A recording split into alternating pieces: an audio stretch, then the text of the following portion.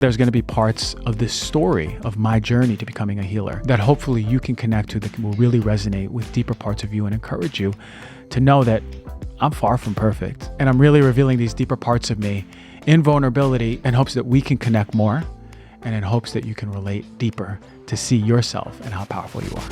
For as long as I can remember, I've always been a very sensitive child.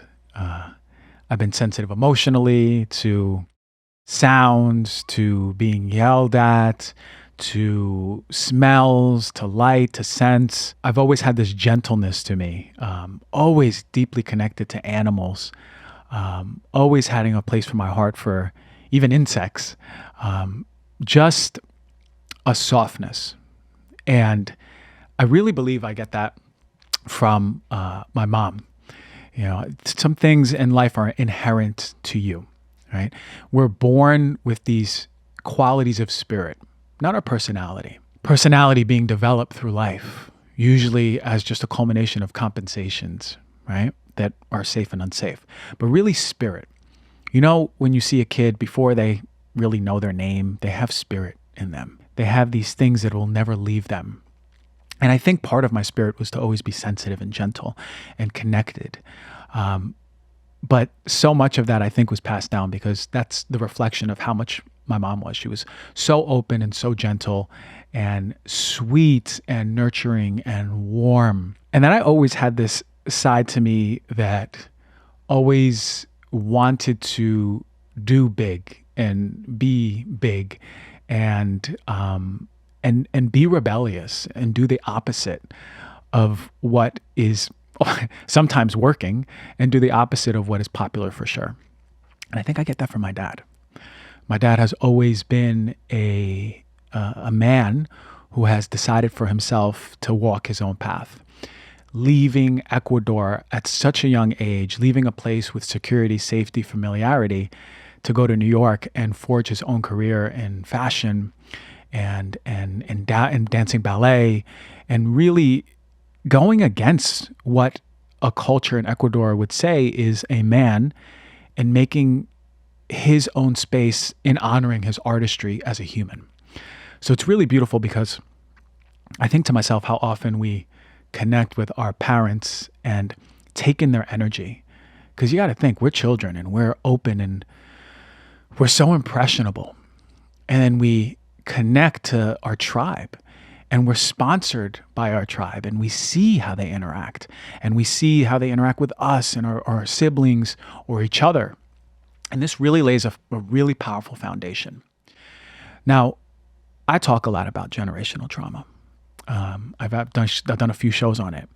And I believe so many of us live with the passing on of generational trauma from our parents, from our grandparents, from their grandparents, because no one ever really gives us the tools to be who we are, to come back to who we are, to have the permission to know that it's okay and safe to be who you are.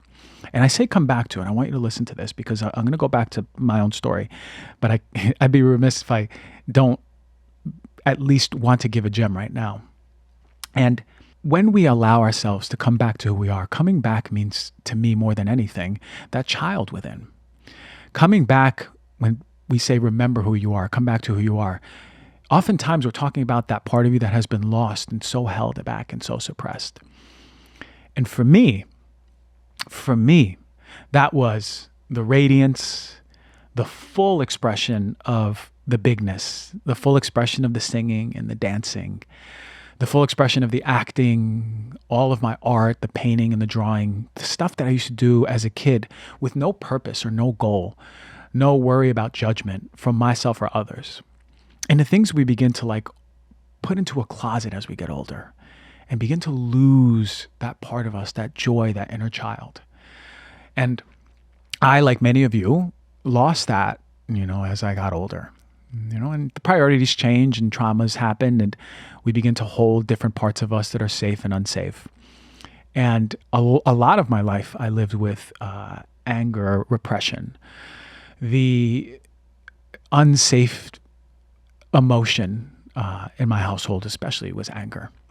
And that emotion being held back caused the compensation of people pleasing.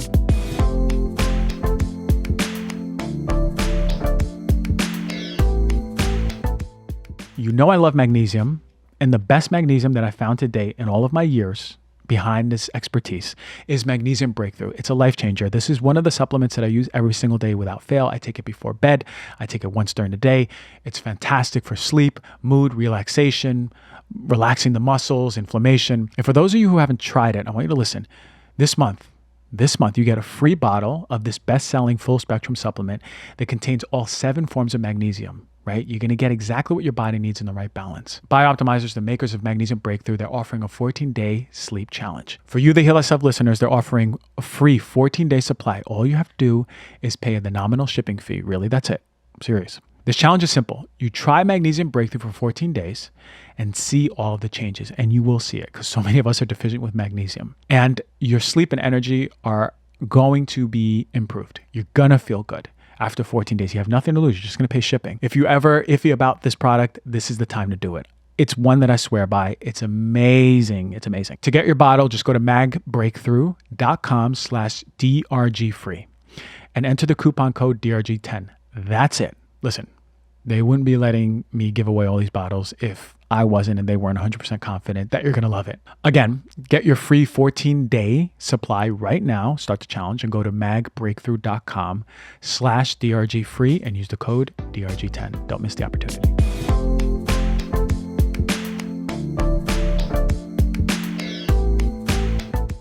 Element is a tasty electrolyte drink with everything that you need. And this means a lot of salt and no sugar. Why do I love it? Look, it contains a science-backed electrolyte ratio of 1,000 milligrams of sodium, 200 milligrams of potassium, 60 milligrams of magnesium, no sugar, artificial colors, artificial ingredients, no gluten, no fillers, none of the nasties. Element is formulated to help anyone with their electrolyte needs and is perfectly suited to your lifestyle, whether it's vegan, keto, paleo, whatever. It's important to replenish your electrolytes. You got to do it, whether it's you running a marathon, finishing a sauna session, or waking up in the morning, you need electrolytes. Element is fantastic because it can help prevent the symptoms of electrolyte deficiency like muscle cramps, fatigue, sleeplessness, and all the other things you experience. So, optimal hydration is all about balance, specifically the right fluid to electrolyte balance. And now with summer being here, I know you're sweating, you're outside, you might be playing Frisbee, you might be playing soccer, you might be at the beach, you're sweating. Balance is key. Element's grapefruit salt has now returned for summer. This is my favorite flavor. It's my first or second favorite. I like the orange one too, but the grapefruit is fantastic. I want you to go check it out. Right now, Element is offering you, the Heal Thyself listener, a free sample pack with any purchase. That's 8 single serving packets free with any Element order. This is for you to figure out which one is your favorite. And then you can go and get that one. Get yours at drinkelement.com/DRG. The deal is only available through my link. You must go to drinklmnt.com/DRG. Element offers no questions asked refunds. Try totally risk-free. If you don't like it, they're going to give you your money back, no questions asked. You got nothing to lose and all the electrolytes to be replenished.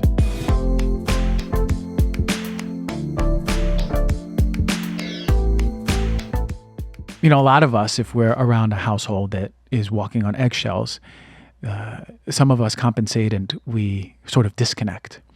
And we, go, you ever see a kid who wants to get angry, but in school is not allowed to show that emotion? So the kid sort of just goes to the corner of the classroom and gets really quiet and disconnects from everyone. Well, I did the opposite. I actually did the opposite. I was much more connecting with everyone when I had that emotion that was unsafe because it was so anxiously provoking. Bringing that to the surface and being such a deep people pleaser caused so many people to be like, wow, Christian is so nice and he's so sweet.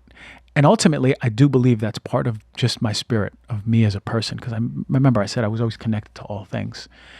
But living with that people pleasing caused this unaware, unconscious just tension in my whole body. But as I went through my life, going through school and moving to New Jersey and a new place out of New York and really establishing roots and growing up there, it was beautiful. And I was outside and I rode my bike and I had friends and we played sports and I was curious and I wanted to be everything. I was into wrestling. I was into football. I was into hockey. I was into snowball fights. I was into everything. And interestingly enough, and you might connect with this, interestingly enough, as we get older, sort of our ego and we hit those teenage years, those awkward years, who are we? And how do we want to show up in the world? And I mean, not even asking that deep of a question, but just who we are. How can we be accepted by the tribe that is high school? And high school was always, I think it was a little, I wouldn't say it was difficult. It was just, it felt like very uncomfortable in the sense that I wasn't honoring myself, but I didn't have the awareness to that. So many of you might have gone through high school and not felt like yourself, or felt like you had to be someone else. And I would say that would be the biggest theme of my years in high school, is being someone else, but not knowing who I was. And in retrospect, I should have been in theater. I should have been acting. I should have been in arts more than sports, right? And more than even the sciences. So not knowing that, but really that discomfort that we live with. But as I got older, I know that I was living with such an insecurity of, well, who am I? Like, how do I want to show up? Why do I feel so uncomfortable and awkward and insecure with myself? And it really wasn't until I found, right around college, consciousness and spirituality that gave me a direction of having a deeper understanding of spirit. And for me, deepening the understanding of spirit. And I grew up Catholic, and I went to religious school, and I never felt connected. I actually never felt that it resonated with me. I went to church and I never felt that it resonated with me. It never spoke to my heart. But this did. And for me, it was my truth, consciousness, learning about spirituality, learning about how we're all one, learning about meditation in the middle of college, when I'm going out and drinking and partying, but the other side of me is meditating, right? It's a beautiful contradiction, right? But this part of me understood so logically and can articulate all the tenets of spirituality. By the time I was 26 years old, I could have been on stage talking about consciousness, quantum physics, non-separatism, karma, dharma, all of the things, because I understood it. And I was really good at speaking about it and preaching about it. And I say that because it's setting up something that I'm going to tell you in a little bit about really the knowing, the concept, the speaking, and the embodiment. So from really the years of 2007 all the way up till 2022, there was I could speak for days on spirituality. But you look at those years and I wonder to myself, why was I just so uncomfortable? And why was I in pain? And why was I ashamed? And so many pieces, and I'm going to get into some juice, okay? So I thank you already for just opening your heart and listening to this stuff. So the death of my mother was a very important moment in my life. Very important. Probably the most pivotal moment of my life. And when she was diagnosed, I had no idea about really what cancer was to that sense. I knew that people got cancer, and a lot of people just get chemo, radiation, and surgery, and they live, and it's okay, and things will be okay. I didn't know the severity of it. And going through that process and seeing the physical changes in, the woman who raised you, right? You're the feminine manifestation of me. And seeing that degrading process, the wasting process, the sickness process, the throwing up, the neuropathy of the hands and the feet, the losing of the hair, and I know a lot of you know what I'm talking about, is very difficult. It's a difficult moment, but you learn a little bit about yourself in the sense that all of my energy went to either school or my mom. Nothing about myself, nothing about growth. I totally stopped my self-growth, personal growth stuff. And over the years, because she had been sick for quite a while, over 8, 9, 10, 11, 3 years, there was just some massive changes that happened in my life. I was in dental school and I left dental school. And I wanted to be a dentist because I wanted to help people. And I had a really tough experience with orthodontics and a lot of insecurity around my smile and my teeth. And that's why I went to school, because I wanted to help kids with their smile. And when I learned about naturopathic medicine through my mom being sick, it opened the door for a total field that was in alignment with myself. And when I learned about it a year into dental school, it changed so much because for the first time in my life, I really felt intuition. What it feels like to be intuitive and having a wave of my soul speaking to me saying, follow this. And it felt so strong for me. You might have felt this before. That wave of like, there's something in me that's speaking and I can't lower it. It's just so apparent and palpable. And I got in my right inner wrist tattooed intuition, so I never forget that moment, because that moment was what told me to leave dental school and go into naturopathic school while my mom was still sick. Unfortunately, through the first year of school, she passed away. She got really sick and passed away. And I say this death being so significant because at the time, I understood and I leaned on spirituality.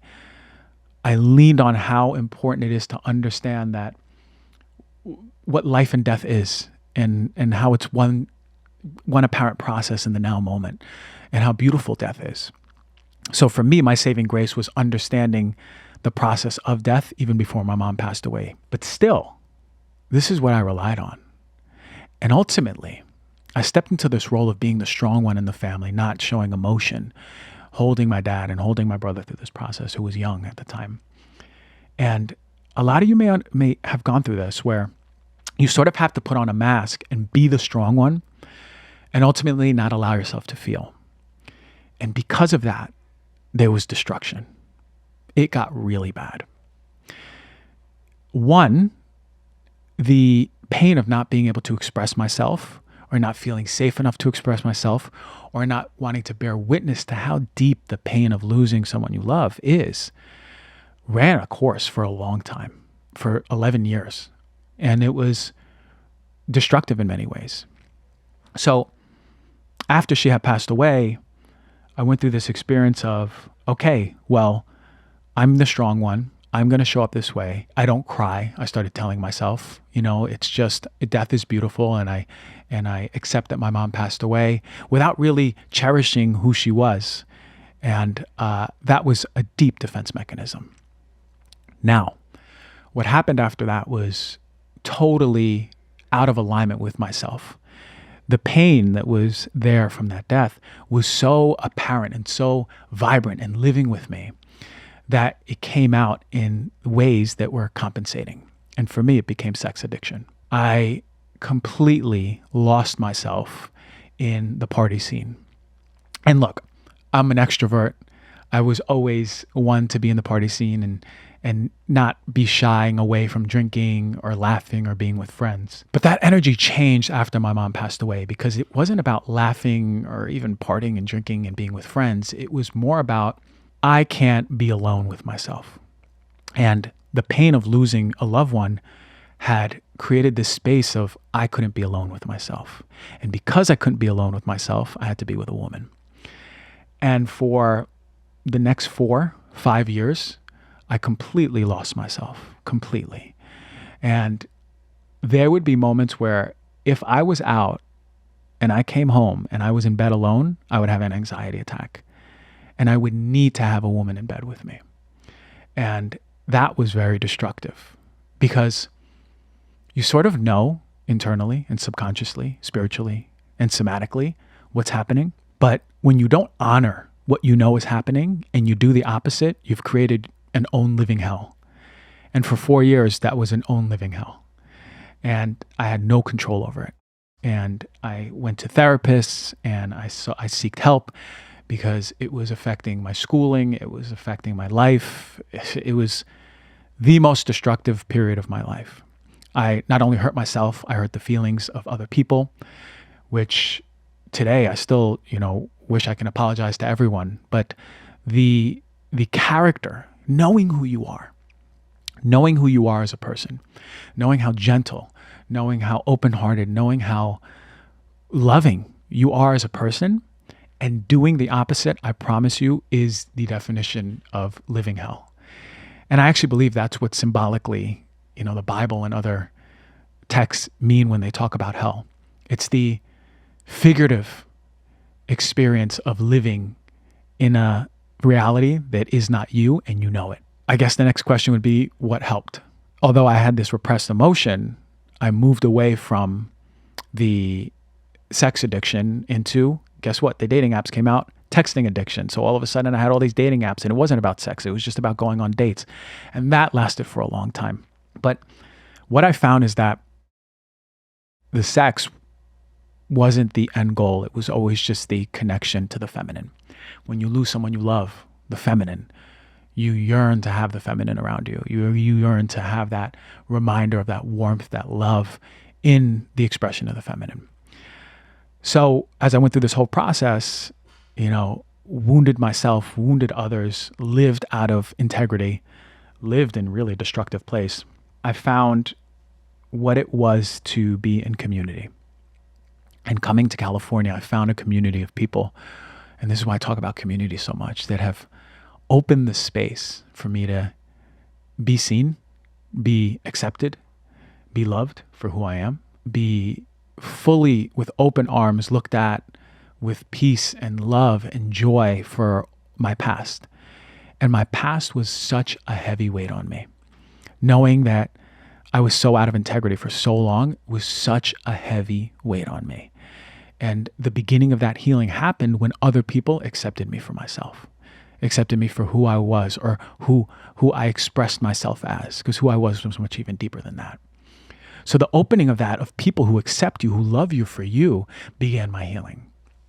And some of you who follow me for a long time may have remembered when I lived in Topanga in the mountains of California. And that's when the process started. It's one of the most healing places I've ever been. And I have such deep reverence for Topanga all the time. And I go there and I speak to the trees and speak to nature every time, saying thank you for that, the time period of living there. Because what happened was this: for the first time, really for the first time since my mom passed away, I was by myself, really by myself. Not being able to drive down the mountain and just go to my friend's house because the closest friend was 40 minutes away. And being in solitude, the not only physical experience, but even the figurative experience of feeling alone was so painful. I remember the first 3 days, I had my friend Peter Crone on this show, and you might know Peter, and I reached out to him and I told him what I was going through, and he totally put it into context for me, is how important it is to be alone and to go through what I'm going through. So, I stayed away from my phone and I lived up there. And for the first 40 days of living there, I cried for 40 days. For 40 days. 40 days every single morning at the same time. I cried for the same amount of time over and over. And on the 41st day I went up there to cry, nothing came out. And I said, okay, I moved some emotion. My journey to become a healer began when I let myself feel. The moment I let myself feel the pain of what I was carrying for 11 years, opened the space for me to become much more of a healer.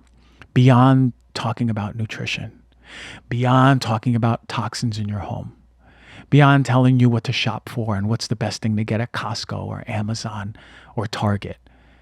I always, again, remember what I said in the beginning of the show, felt myself to be big, just like that energy of my dad, big in the room, big in the world, helping so many people. Huge presence. And that actually happened when I let myself feel that pain.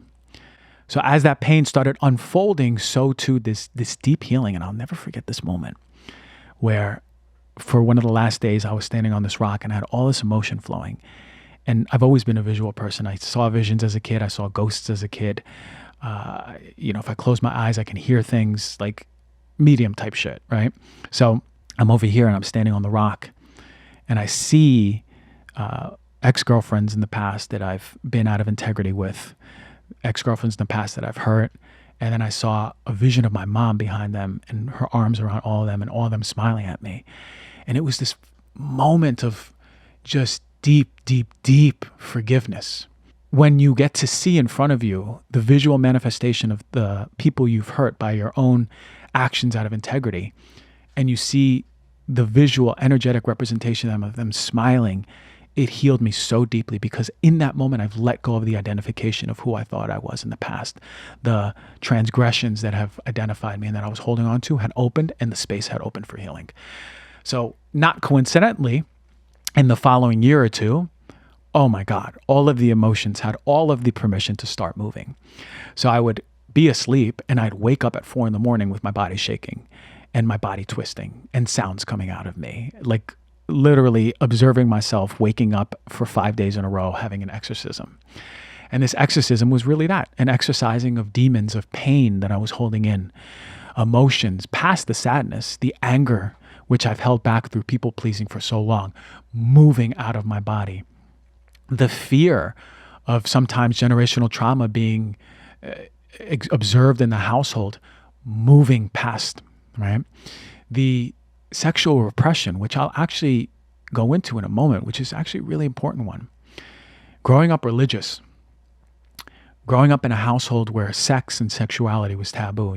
I had a father who was able to hold that because he was always progressive person, but a mother who was more traditional, who was more religious, who had more shame around sex and sexuality. So I remember all the times where, there'd be a nude scene on TV, or there'd be a body on TV, and it was taboo. And it was, even in high school, it was like, there was a shame around it.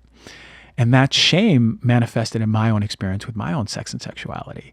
And the holding back of really the true expression of sex and true expression of myself during sex was tied around that anchor of deep shame. And I'll say this, shame around sexuality was probably, I would say, the number one or number two deepest and most palpable emotion that needed to be healed. And when it was healed, showed the most amount of improvement in my health. So ultimately, it allowed me to embody an unapologetic expression through words, through action of my sexuality, my sex, my openness to everything and everyone, actually. So the beauty of it is that I can stand here and say that without fear. The beauty of it is that I can stand up and say that with an open heart and speaking my truth, truly what it means for me to be a sexual being on this earth. And the last one being worry. The worry for my mom, the worry for her well-being, the worry for her as a kid, just constantly being worried about my mom. That was the deepest, most painful emotion to undergo. But that was the last one. And ultimately, I say all of that because I talk about emotional repression and the importance of it. But my own journey to being a healer, I had to go through hell. I had to experience all the pain of my mother's death, all the repression, all the transgressions, all of the lack of integrity. I had to experience all of the tears, all of the shaking and fear, all of the screaming and anger, all of the shame of sexuality, and all of the shaking in my body of feeling so worried for my mother. And ultimately, as I allowed this pain to come up through my body, it opened up this new human being. This human being who's so deeply connected to who he is, deeply connected to his inner child, honoring his child every single day. What do I want to do? Do I want to dance today? Do I want to sing today? Do I want to paint today? Do I want to rap today? Do I want to write a poem today? Do I want to act? Honoring my soul. Am I in my purpose today? What does my purpose want to do? What does my soul want to do? Connect. Can I connect open-heartedly with someone today? What does my body want to do? What does it need? Does it need water? Does it need to rest? Does it need to move? Does it need to work out? Does it want food?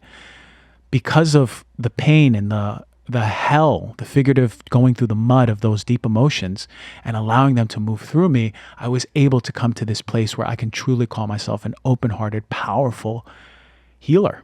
And healer in the sense that I can open the space for you all to come to your body, to come to your soul and allow your deepest healing to come out. Listen, there's a lot of details in my life, but this is what I wanted to share in the sense of giving you an idea of my journey to become a healer. And ultimately, hopefully, part of you resonated with some of this. Maybe you lost someone you love. Maybe you were out of integrity parts of your life. Maybe you held in your sexuality. Maybe you've been scared and angry for so many times and you've held it in with people pleasing. Maybe generational trauma, you know very clearly what it is. Maybe you grew up in a household that you were walking on eggshells, but maybe you had a really beautiful life, regardless of what it is. Maybe there's a part of the story that resonated. Listen to your heart, listen to what you feel. And if it did resonate and you do feel, go with it. And just know that what you're looking for, if I wish someone told me this when I was in college, all the things that I'm looking for is not a long journey, right? And if I had the space when I was 24 years old going through all of this, if I had the space with someone like me to sit down with me and say, hey, let's get into the body. You got pain in there, man. You're not processing this sadness. And let's get into the body. I'm going to hold you. I'm going to keep you safe. And you're going to experience this pain. Maybe that had to change the trajectory of my life. But ultimately, I know that it's exactly where it needed to be for the exact reasons. And bring that grace to yourself. Where you are is where you are. How you are is how you are. What you've done is what you've done. But now in this moment, all you need to do is know that your body and your soul are asking, begging you for you to connect with the deepest parts of you. And you have the ability to do that today. And as you connect in safety with those deepest parts of you and witness that pain that you're holding in and go through that mud, I promise you there's a new person on the other side, mentally, emotionally, physically, and even spiritually. All that is there for you. Let me be a reflection of the potency of your life. And I really hope this resonated with you. Thank you.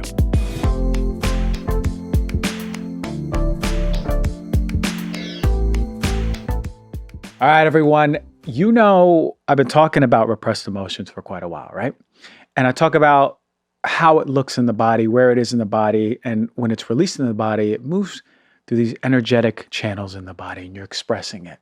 Well, so much of what I learned in emotional healing, especially with emotions and where they are, is completely in alignment with traditional Chinese medicine. Now, when I was in school, we learned a little bit of it, right? Just a little bit. But I've always had an appreciation for such an ancient healing art that stood the test of time, which we in medicine are now doing studies and going, I think they were kind of right on this part. Oh my God, they're right on this part, right? And guess what? I have Jiaming Ju. Now, she is an herbalist, right? Almost at the end of her training. Her pops has 45 years of clinical experience, all that wisdom spiraling down right to this person in front of me. And we're going to talk about some of the most incredible stuff that you may not have known about, right? How does PMS connect to your emotions? How does your poops connect to your emotion? How does your overall digestion connect to your emotion? We're going to get the answers right now. Welcome to the show. Thank you. Pleasure to be here. But thank you so much. Thank you so much. Listen, we were saying, I've never talked about TCM because I never felt I had the expertise or even knew enough. But I got somebody over here and I can't tell you how excited I am. I'm very excited to be here. My dad is so excited when he heard I'm getting on the show. I love that. And our mutual friend, Jesse Israel, for all of you, go listen to, he talked about meditation. He introduced me to you because he's one of your clients. Yeah. But off air, we were talking about some amazing stuff. Basically, how TCM, traditional Chinese medicine, sees the connection between emotion and physical manifestation. So I'm going to ask you off the get-go. If someone is suffering with terrible period pains, period anxiety, cravings, or not wanting to eat, in traditional Chinese medicine, is there an emotional component? There is a huge emotional component to it. I think in Western medicine, everything is simplified, right? We're looking at an indicator and they will say everything is due to hormones. End of story. But in Chinese medicine, we really look at how does it really affect your emotions, right? Like you have some women who during PMS will have this raging hunger that they can't stop eating while having like a really strong craving for sugar. In other cases, you have women who, when they get very emotional and anxious, they like spend all day and they don't eat anything at all. There is no appetite whatsoever. There is also this very obvious symptom for women during PMS or even during period, depending, where they have this strong bloating in their system. They eat something and then they're just overall just feeling they're not themselves. They're very weighed down. They feel heavy. And just like many of my clients told me, they just feel off. Then there is a huge emotion component to it. It's called liver qi stagnation, which is a classic cause of illness in Chinese medicine, where we're talking about, and this is why I'm so grateful you do the repressed emotions, where repressed emotions such as anger or like frustration, especially when accumulate for such a long period of time, has a role to play in your physical health. And when it comes to women, it not only affects your menstruation health, right? It manifests itself in these PMS symptoms where you feel no matter what you do, you just can't get happy. You just feel like you're just off. Or even affects infertility, in fact, in Chinese medicine. So yes, I would say like very much so. We have always studied 7 emotions and how they impact the physical body, and it's a huge deal. Yeah. This actually brings up the one particular client I'm thinking about who showed up with infertility, 2 years, and did 1 session and got pregnant 2 months later. And I thought about the anger that came out.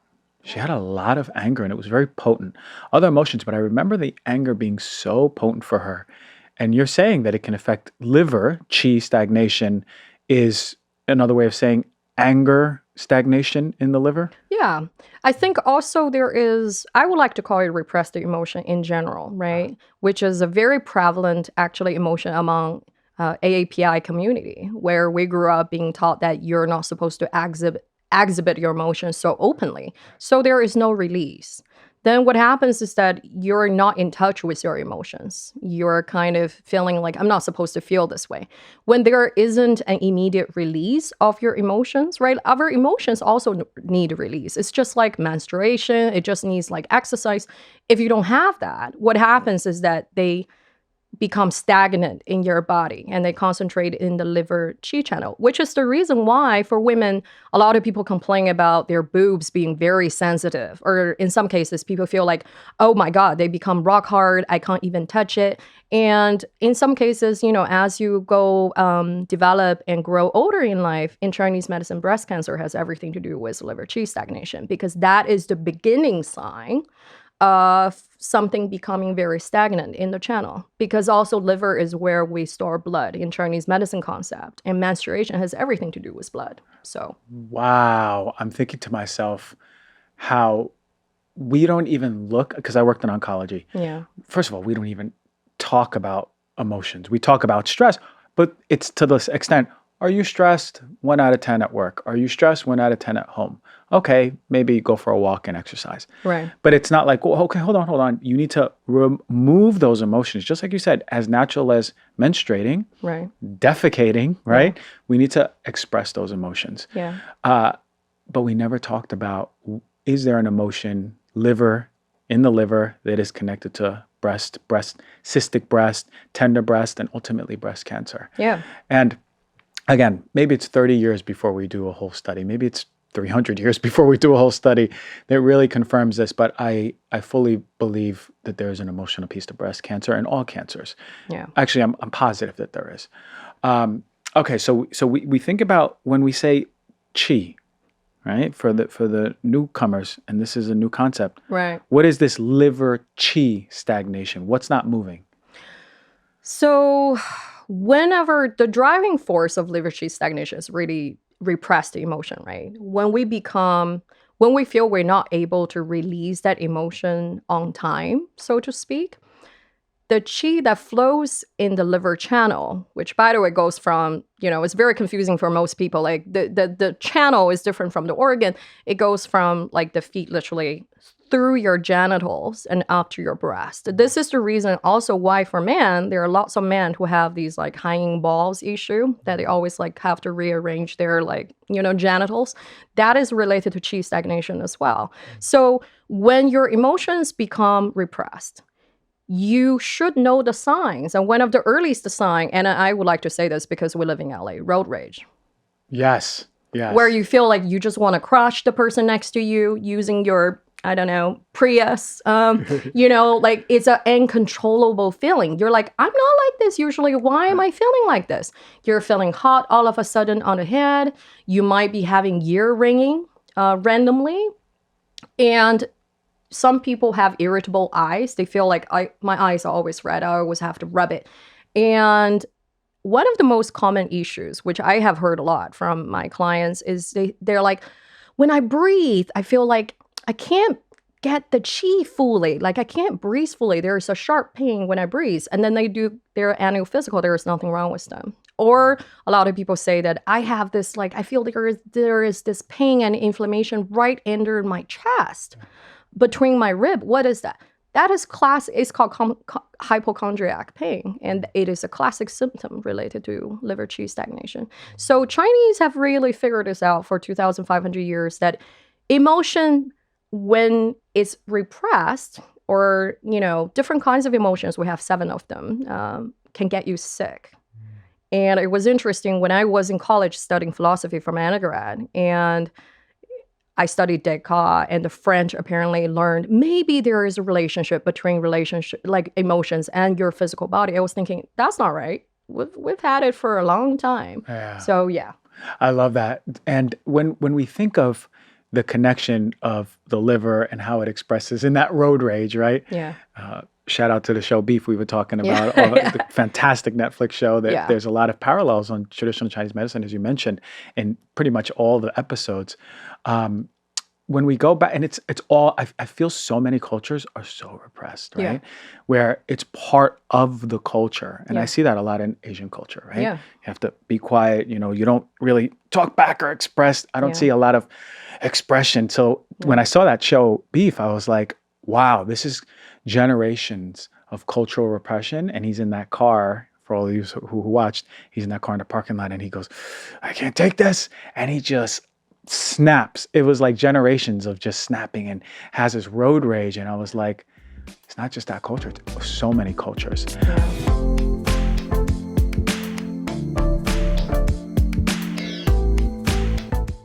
Hey everyone, I want to talk about Birch. This is a partner that I've been working with for quite some time. You know that sleep is so important to me. Sleep is important for everyone. Birch has made a mattress that is crafted with organic and natural materials. They've been sustainably sourced. Their mattresses are free of polyurethane foams. These can cause harmful off-gassing. They are also free from fiberglass, which can be harmful to your health as well. And because Birch doesn't contain the fiberglass, we know that it can really affect our respiratory system. Fiberglass is a flame retardant.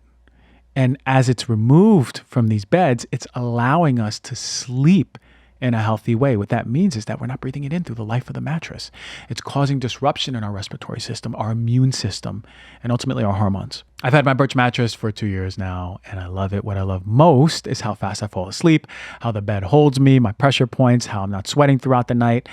It's day and night between my old mattress. It's so comfortable. It's the best. With your Birch mattress, you can get a 100-night sleep trial along with a 25-year warranty. The best part about all of this is that Birch delivers your mattress right to your front door, free within the United States, and they also offer in-home setup and removal to make your buying experience as convenient as possible. I love my Birch mattress. I know you will too.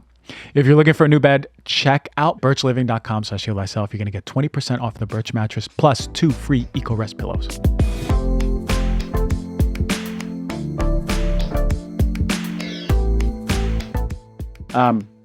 So you mentioned a few things, the menstruation, breast, but it also can be your digestive system. Oh, yeah. And how does that look? So I'm going to talk about this scene. I'm sorry for people who haven't watched The Beef. There is this scene where Steven Yeun, basically, his character, Daniel Tro, he was very upset. He wrongly invested in crypto, I think. And then he discovered he managed to lose a lot of money, right, overnight. And then he was binge eating junk food. He was binge eating, I think, like chicken burger from like Burger King or something. And you could see the shot it was done. It closes onto his face, where the minute he saw he lost a lot of money, something snapped inside of him. He immediately was going to barf out whatever he was eating.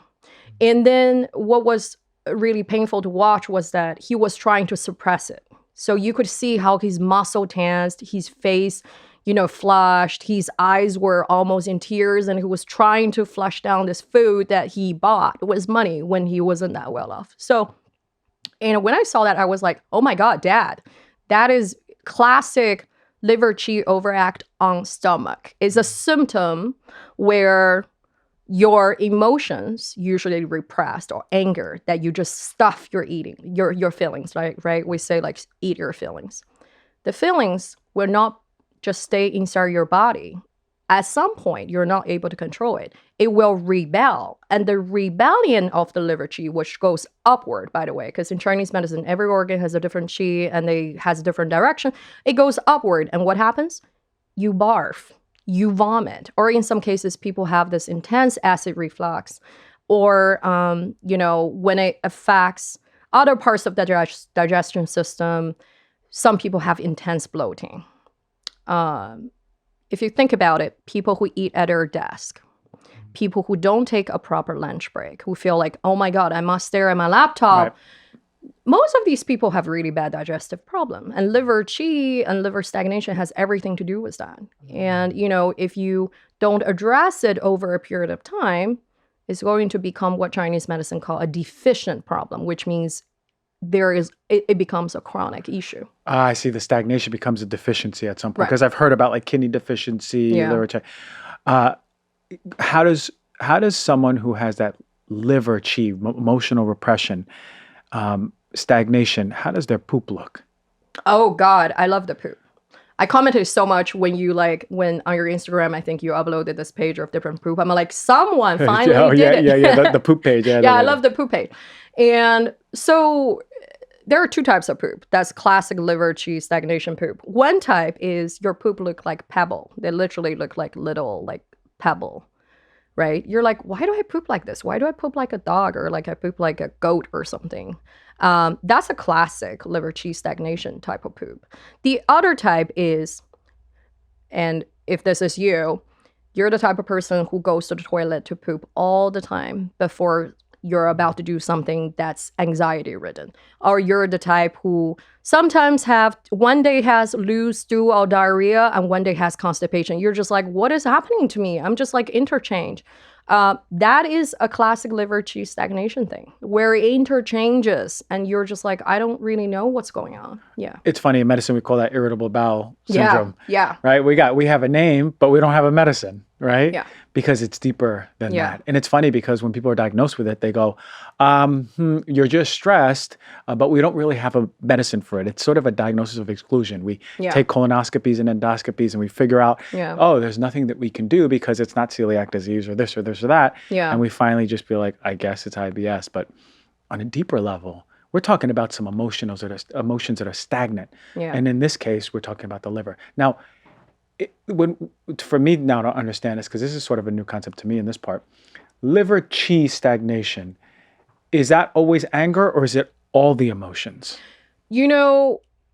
Chinese wrote these theories and there are so many textbooks on this, but they wrote it a long time ago. From my father's almost 50 years of clinical experience, it's really kind of a repressed emotion in general. I mean, anger being the most pronounced one. But if we think about it, if you're not allowed to speak who you are, you're not allowed to be authentic, you're going to be angry. Hell yeah. You might not be outright angry, but like Stephen Green's character, Daniel Tro, he just snapped, right? You can't control it. That's the point. So it's more, in my opinion, and my father's opinion, is more about the repressed part. That over the years, they turn into internal anger. And this is why I say, we always say liver cheese stagnation is the first step. In Chinese medicine, it progresses, right? The stagnation can turn into heat. We call it stagnation turn into heat, then that's more serious. And then can further progress into wind and different parts. And then it just affects your body in all possible negative ways.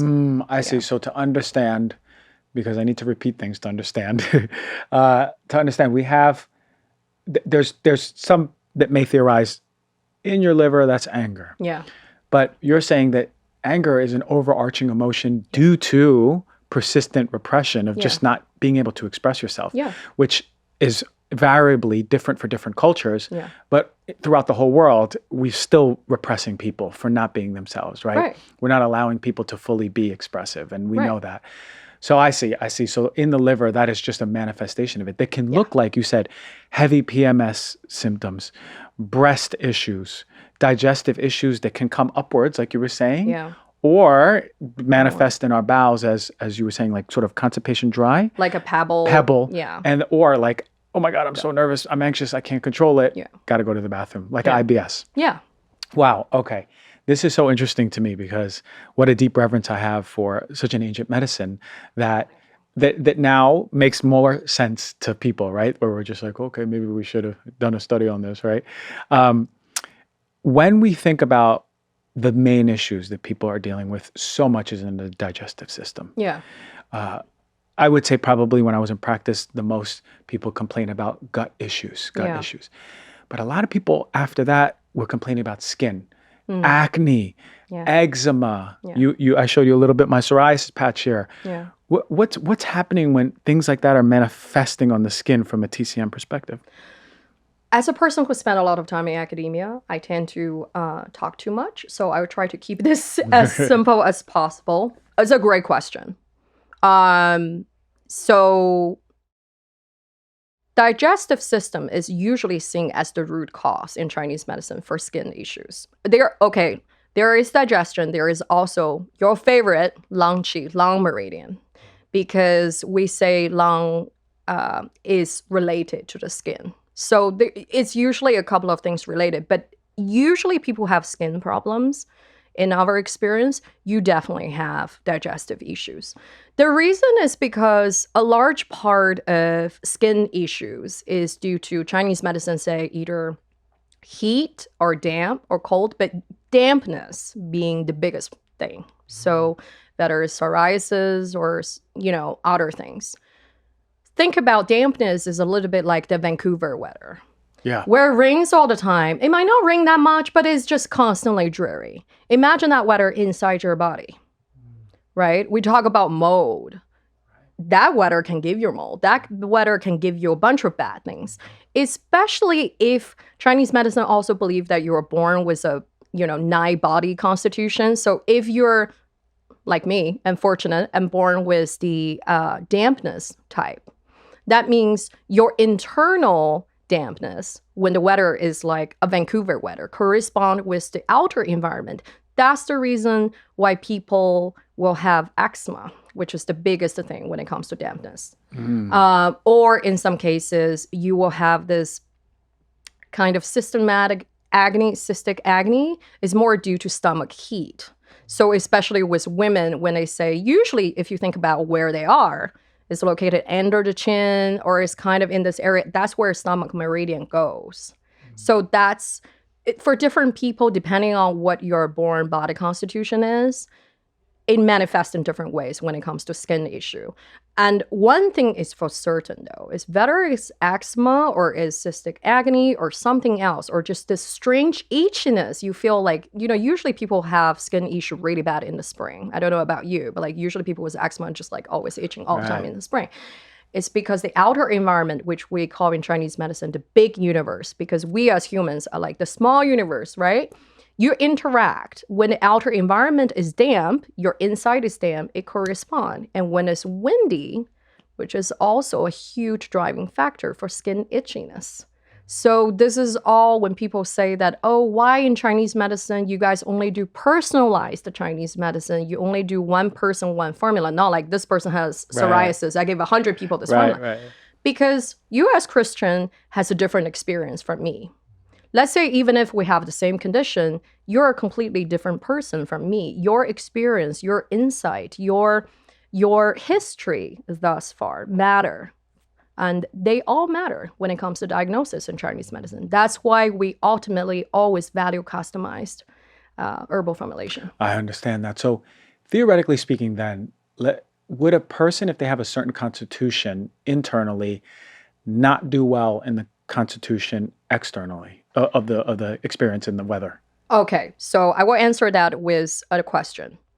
How do you know you have internal dampness? That's your born constitution. Now, if you are born with internal dampness, likely when you're a child, you already start having eczema issues.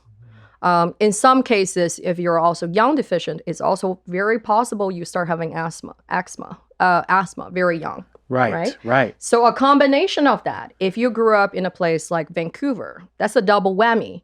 You will find out that you might never grow out of the skin condition. They come and go, and then they permanently just stay. It's because you don't dry it out. It's almost like common sense. Like if you have a lot of internal dampness and you're also sensitive to the cold, you're never going to dry out this place. It's going to be perpetually this way. So that's why a lot of people say, I feel so comfortable in the desert. I feel so comfortable in Arizona. I feel so comfortable in Palm Springs.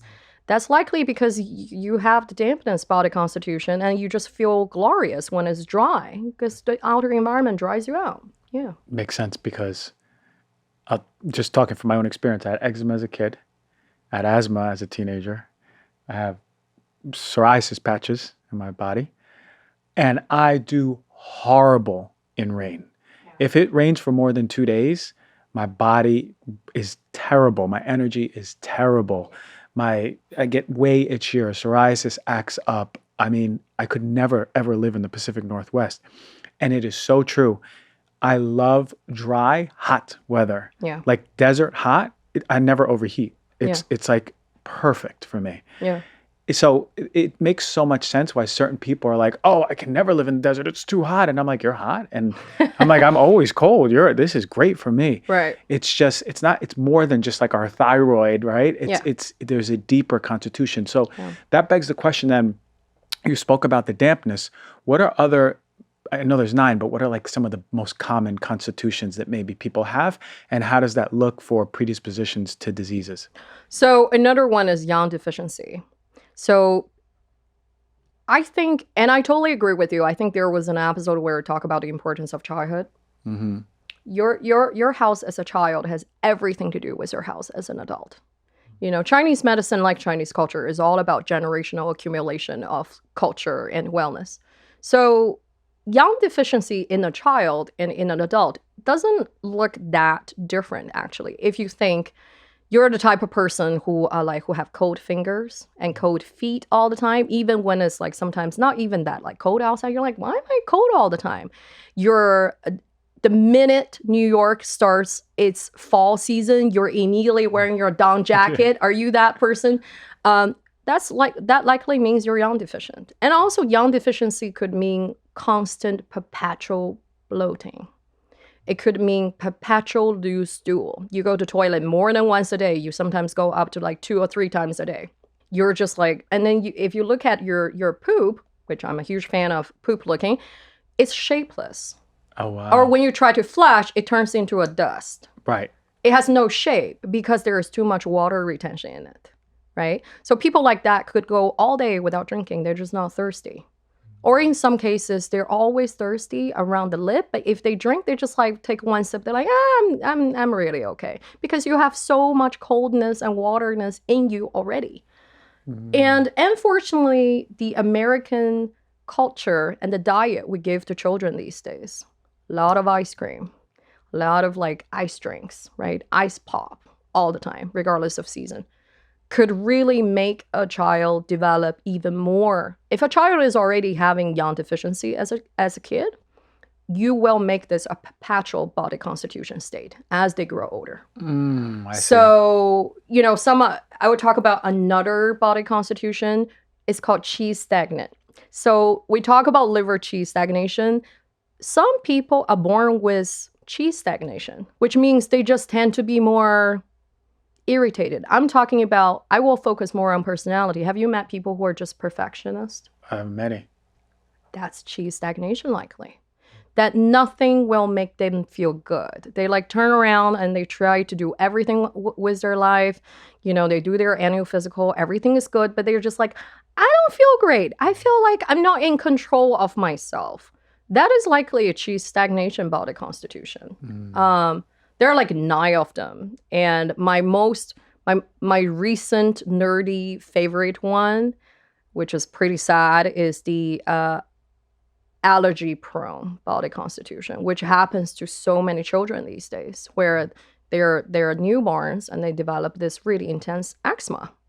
And they won't eat their mother's milk, or they eat and they spit out. Or as they grow into toddlers, they start being allergic to more and more things as they grow older. Yeah. This can all be helped early on, because when you become an adult, when you try to address it, we're talking about 20 years or maybe 30 years of this when try to address, which a lot of my clients come and we help them and they feel great. But when you are a kid, in some ways, if you can intervene at the right time, the symptoms will stop there rather than further, continue, develop into adulthood. It's really powerful to know that, right? Because if there's a manifestation of that, it's now make the intervention. Don't wait till 25 years later where your body's just been like this. Yeah. And there's a manifestation of those associated disease states over and over. Yeah. You said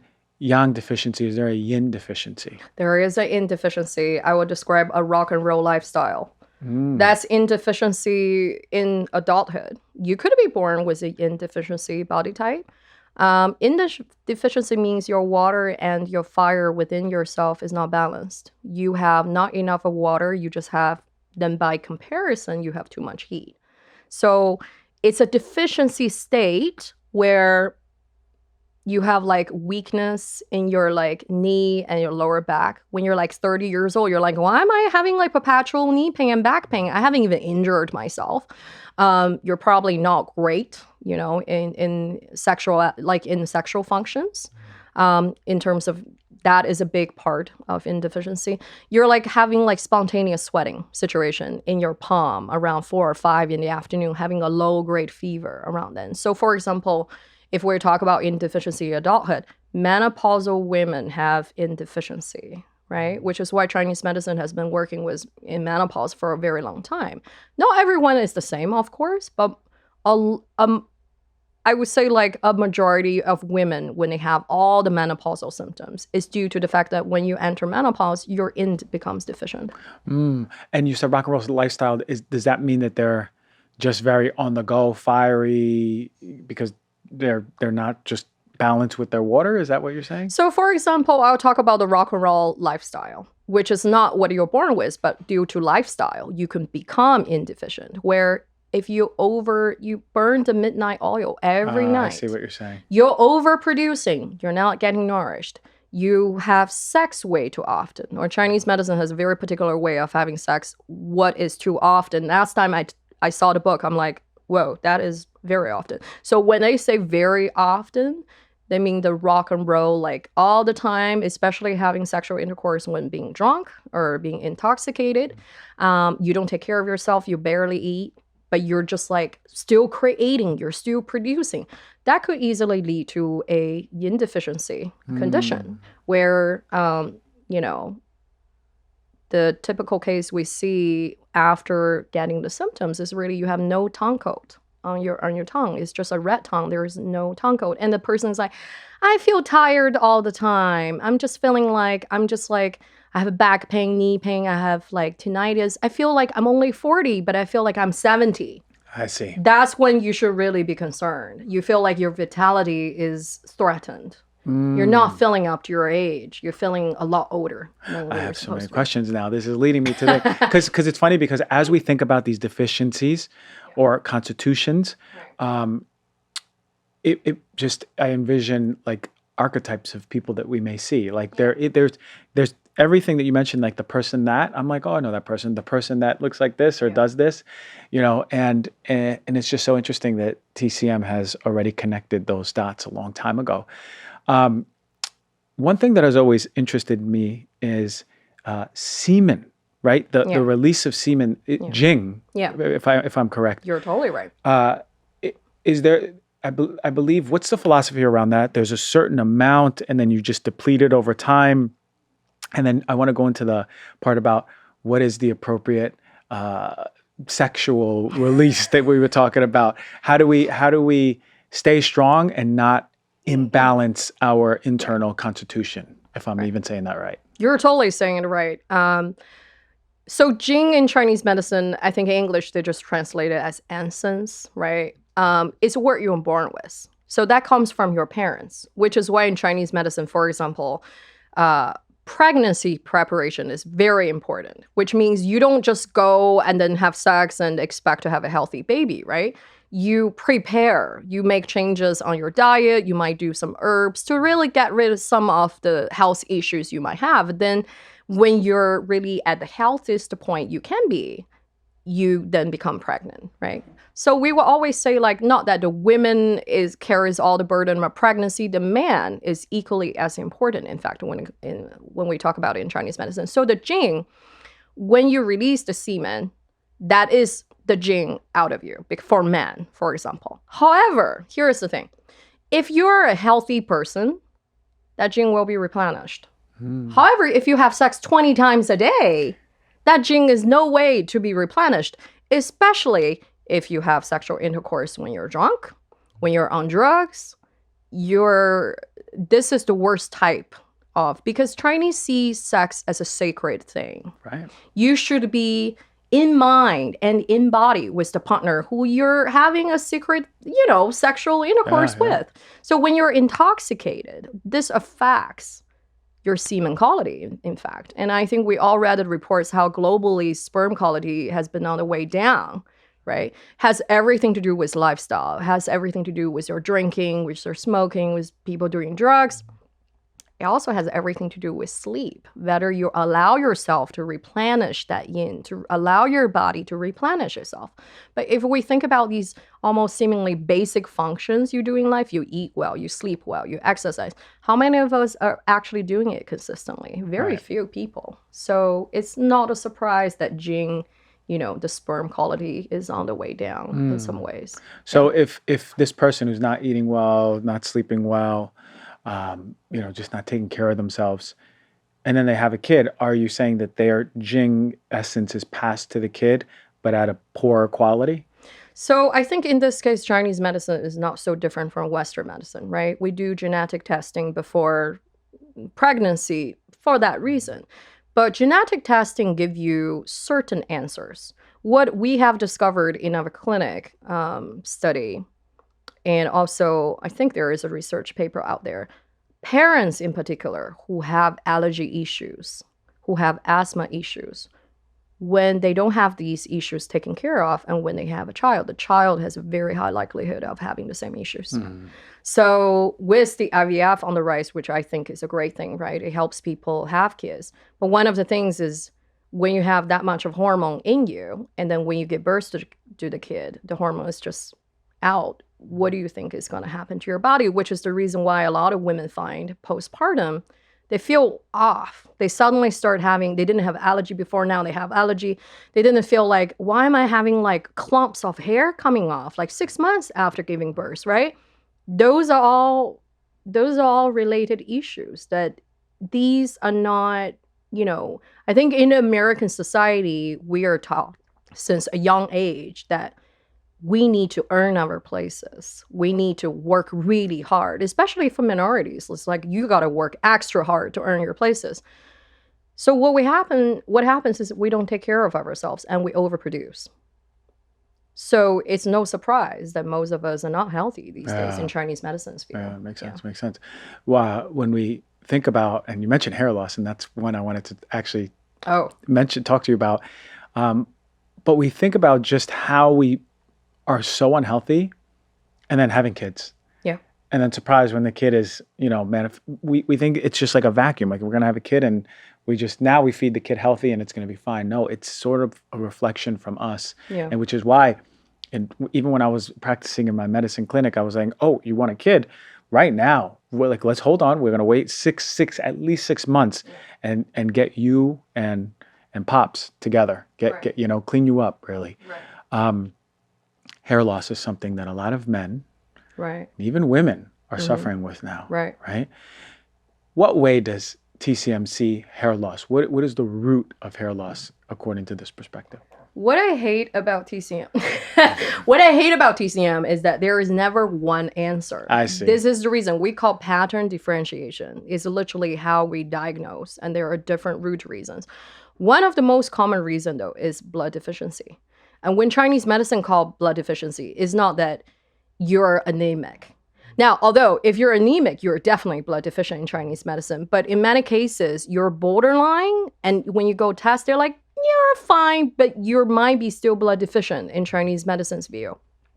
One very easy way to tell if you don't paint your nails is just look at your nail bed. And if it's very pale, and if your like under eye is also very pale, you're definitely blood deficient, right? That's the easy way to tell. But blood deficiency is a huge reason, in particular for women postpartum, why they lose hair.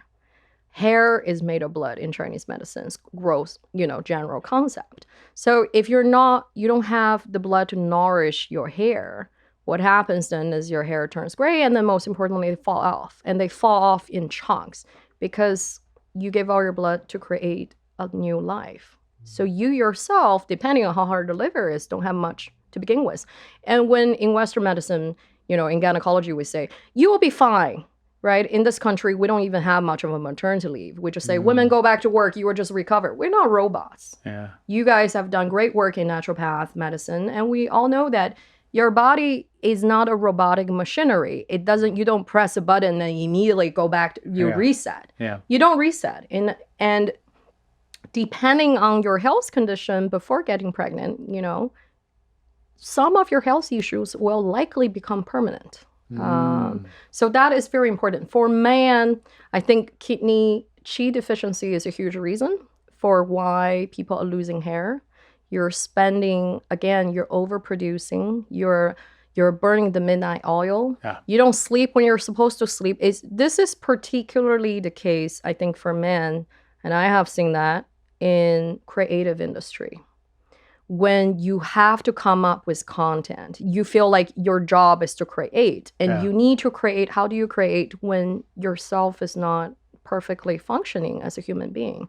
So I think, that's one of the major things as well. I think about this from this standpoint, naturopathic, right? Okay, so hair, the main thing for hair health is blood flow. Right? If that's what happens, the follicle doesn't have enough blood flow. The stem cells can't differentiate. They can't grow more hair, and that's it. So number one is the blood flow for the hair. But you also mentioned the sleep, and if you think about it, when you go to sleep, you have something called IGF-1 that's produced early on in your sleep, and if you're sleeping at inconsistent hours, right? Or you're going to bed really late, you're not getting enough of that. Yeah. Well, that just happens to help the hair follicle in itself. Those cells that I just mentioned, the stem cells, it's helping the stem cells. So it's so funny, like you're saying something that, literally there's a scientific basis to that, which is one of my favorite things. Again, it's like, I've been at this for so long, of course, right?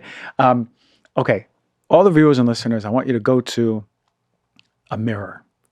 If you're driving, don't stop driving though. And don't look at the rearview mirror. But when you can, look at the mirror, and I want you to look at your tongue. And I want you to give us the lowdown. What are we going to see with our tongues? What are the different types of tongues, and what does it mean? God, okay. I'm going to try to do a gross generalization, right? Some of the most common ones.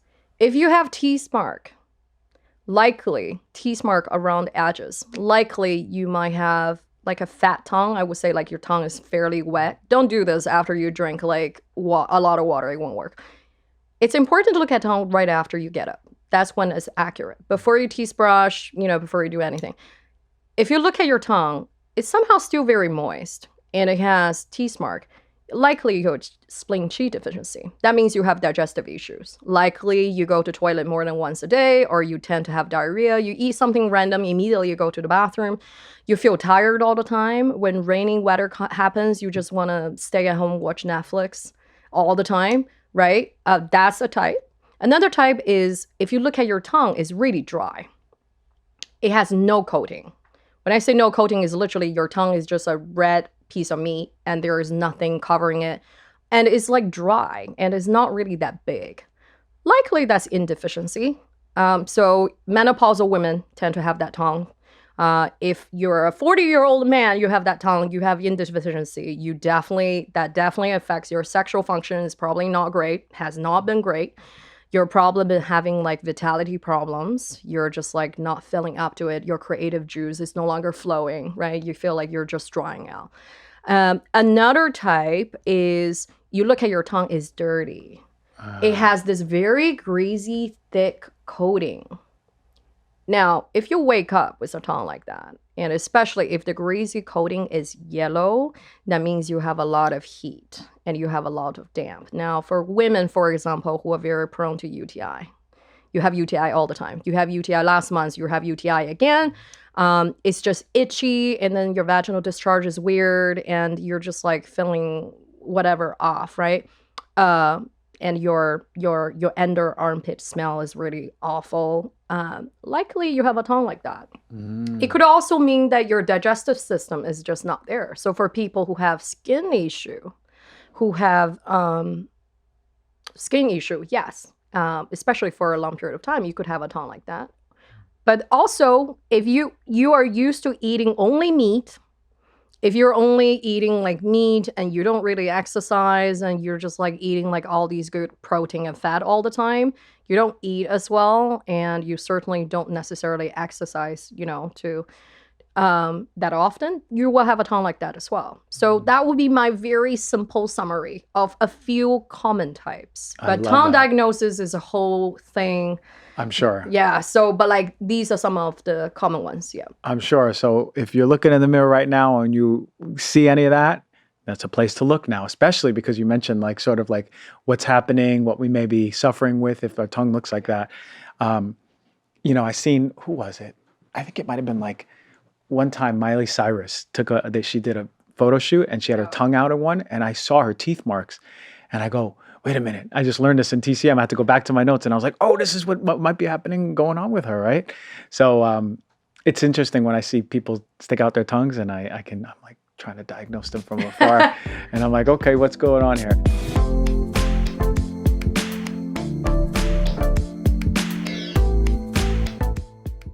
All right, 70 million Americans have chronic sleep issues and 50% of Americans deal with sleep deprivation. That might be you. Statistically speaking, 1 in 2 of you. You probably dealt with this at some point in your life, and I know how difficult it can be. One of our favorite brands here at Heal Thyself, really since the get-go, Ned, has created an incredible new product. It's called Shut Eye Chai. It's inspired by 5,000 years of ancient traditional healing and is Ned's biggest product launch to date.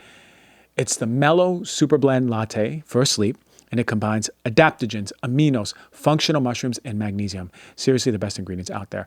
And it's wrapped in a heavenly masala chai-inspired spice body. Now, it doesn't just get you an amazing sleep, but it's got things like chaga, reishi, ashwagandha that are deeply nourishing to the body, so you're getting all the additional benefits. Now, Shut Eye Chai will help calm your nervous system, nourish your senses, and send you peacefully into dreamland. The way that I do it, I finish my dinner, wait a few hours until my stomach is really settled, I feel fully digested, at peace, and about 40 minutes before my night rituals, I warm this up, I let it cool down a little, and I start sipping on it, right? So once I'm done, then I'm doing about an hour and 10 minutes of whatever it is to shut down, wind down, to really get my nervous system relaxed. And guess what? This is the catalyst for it. It's all natural, made exclusively from botanicals, fungi, herbs, plants, minerals, roots, and spices. Now, Ned is fully transparent, and this is why they've been on the show and a longtime sponsor, because they share their third-party testing, who farms their products, the extraction process, but also heavy metals, pesticides, all the nasty things we want to stay away from. Now, Shut Eye Chai contains no CBD, caffeine, melatonin, or dairy. With Shut Eye Chai, you'll find yourself getting a better sleep, faster to sleep, and a deeper sleep. And if you have one of the trackers, check and test it for yourself and see if your sleep is better with it. Now, discover how Shut Eye Chai can revolutionize your sleep. Get 15% off with the code DRG. Go to helloned.com/DRG. Enter the code DRG at checkout. That's HELOONED.com/DRG to get 15% off and the sweetest of sweetest dreams.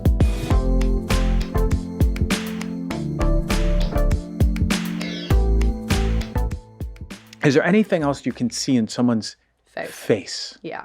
So there are many things you can see in someone's face, but one of the things we really look out to is the eyes. We call it shen. In Mandarin means, roughly translated as like spirit, but it's not, it's like we believe there is, so in today's world, it means mental well-being, right? So if you look at a post-stroke patient, there is no shen, like there is no like presence of a spirit. Let's translate it like that. Presence of a spirit. There isn't that. People look very like, down. There isn't like, nothing is speaking here. Where you see a person who is highly tense all the time, their shen, you see their eyes just like looking all over the place. They're very jittery. Then that shen is disturbed. Where in some cases, for a person with a deficiency, they're so tired, their eyes has no spark in it. Yeah. So the face can tell you a lot. A person's, how a person's skin on the face and on the body can tell you a lot, right? So for people who have lung qi issue, for example, who are prone to have either asthma or sinusitis, you will see that their face is just dry. Because lung qi, if it functions well, is supposed to moisten our skin. If it doesn't, if you have perpetual like sinusitis and things like that, you're like, why do I have dry skin all the time? I'm like, especially around the nose area. So you can tell a lot with someone's faces. That's why in Chinese medicine, we have 4 ways of diagnosis. So there is the face reading. Now it sounds like a shaman talking. There is a face reading. There is the pulse tracking. And there is the questioning, right? The consultation part. And then there is the tongue diagnosis. And my father would always say, like, all four of them are super important. Where what we do in Kun is I have combined my expertise in health economics data gathering with the traditional Chinese medicine diagnostic method. So it's a more educational and self-empowering way of consultation. So if I talk to you, if you were my client, you would know something by the end of the consultation that, oh, I didn't know that before. Now I know it. Yeah. This also really improves the accuracy of the health data gathering. So for a data nerd like me, that's like so cool. Yeah. I mean, and it's beautiful because as you gather that information, you get to go, whoa, okay, yes. Oh no, maybe not all the time. Yes. Right. So fantastic to even think about that. I guess I want to put the tail end of this on chronic diseases, things that are more serious, things that like the cancers of the world that we're talking about, the heart disease, which is killing so many people. You mentioned stroke. What happens for so long in the body? And I know there's different states and different constitutions, but essentially what is happening so long in the body where, for example, we're manifesting something like a cancer, which is still a mystery in conventional medicine? Chinese medicine's view of cancer is very different from Western medicine's view, right? Your body constitution has something to do with it. You know, now Western medicine tells us your behavior has everything to do with it, right? But what's challenging is to find the exact causal link to it. In Chinese medicine, emotions, repressed emotions, has everything to do with certain type of cancer, especially when it comes to women. So breast cancer, for example. Of course, the genetic aspect is very important.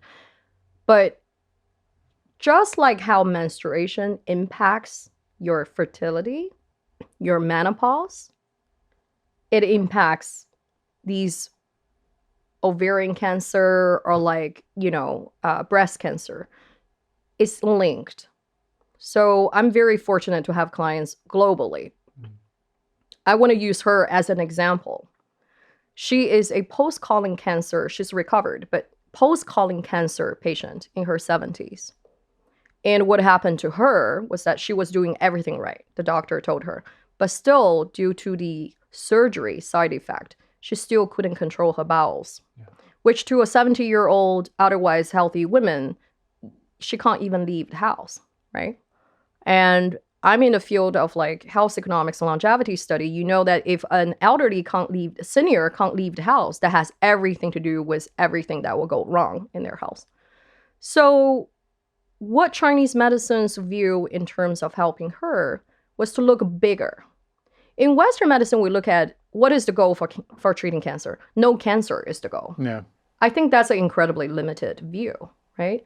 Why don't we also talk about what is the quality of life for someone during the treatment of cancer or even after they recovered? Because in this case, for this person, she has no quality of life. If you have to run to the bathroom uncontrollably 20 times a day and nothing will stop it, then, there's no quality of life to speak with. So I think we as health practitioners have to think bigger. We are not machines. My father constantly says that, right? Western medicine is founded on something incredible called anatomy. Anatomy is what happens when you have a dead body. That's how you can perform anatomy, right? Chinese medicine has always been studying people who are alive. And when you're alive, you as a person last year is different from you as a person this year. In health economics, we call this longitudinal data. It is the most powerful organism that's constantly evolving. You have to therefore meet the needs of this person at a given time. So in this case, for this client, what we did is we used to customize the formula to recontrol her bowel movement. Now she only has bowel movement once a day. And also improving the energy of her so she is not having so much of arthritic pain or having low back pain, and she can sleep well, she can eat well, and she digests that food well. Right. And I always joked with her. I said, you're French. I'm not going to tell you to stop eating like so much cheese. Right. So she's able to keep the life she wants for as long as possible while having minimum side effect, which I think in today's medicine is not what we're looking at. We're looking so much at just our goal is no cancer. Yeah. Right. So I don't know whether that answers a question. Yeah, no. As an endpoint, right? Which at the end of the day can have detrimental of side effects, right? So there's no quality of life. And I've treated people in integrative teams where cancer-free, but zero quality of life, can't even feel their hands or feet, throwing up for 6 months after, right? In pain still, right? Pooping through a bag, like, okay, this is where we weigh it out. So look, we could talk for 20 hours and still only do 1% of 2,500 years of this medicine, right? But I've always been interested in this. I'm going to come see you when you're open. How do people learn more about you, your work, your family's work, Pop's work? However, how do we just get to you? So you can get to me by following at Kun Health. It's literally that. Or feel free to add me on LinkedIn. It's very funny. Like I'm like one of the youngest longevity economists in the world. And my LinkedIn is like filled with half policy people, my former colleagues, and now people who want to learn more about holistic health. So I think at Kun Health is definitely the best way to follow us, KUN at KUN Health. And then send us a DM. We have limited slots every single month, but I've always said with my dad, we take a very long approach of examining a client. It takes us at least an hour. That's how it should be. Yeah, I know, right? It takes at least an hour for me to get to know you better than perhaps your mother knows you, because I know all your poop schedules, right? And your texture. But then we also do such a frequent follow-up, like once a month, because you will recover. Your prognosis matter. The next time, I'm not going to give you the same herbal formula as I do the first time. Right. This is how we meet the individualized need as how medicine is supposed to be. And meet you so you get balanced. And then once you're balanced, you're off to go. The point of Chinese medicine has never been like you should be honest forever. That shouldn't be. Yes, because we believe in self-empowerment by the end of the day. That's what we call it today, right? Is once you're back on your feet, you're balanced, you're off to go. You don't need to depend on this anymore. And that's what we want. God forbid they create a model which is the opposite of it. So thank you so much for joining the show. I feel so enlightened right now. I have a million questions when we get off air. For all of you viewers and listeners who are aligned with it or want to learn more about traditional Chinese medicine, go check out all of the resources. Learn more. Check out your tongue tomorrow morning. Look at it and then see if it aligns with any on that piece of the interview. Thank you so much, everyone, for listening. And thank you for coming on the show. Thank you for having me. I appreciate that.